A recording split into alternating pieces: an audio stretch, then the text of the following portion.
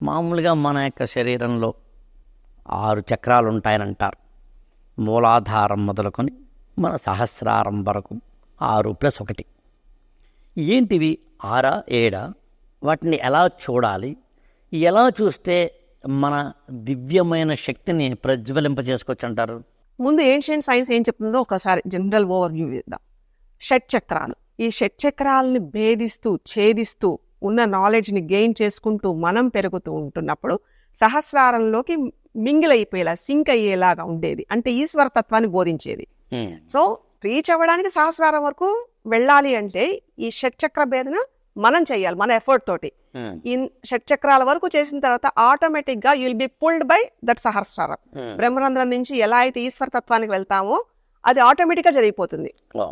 So మూలాధారం, స్వాదిష్టానం, మణిపూరకం, అనాహతం, విశుద్ధ, ఆజ్ఞాచక్ర ఇలాంటివన్నీ వెళ్తున్నప్పుడు దేని గురించి చెయ్యాలి, ఎందుకు తెలియాలి?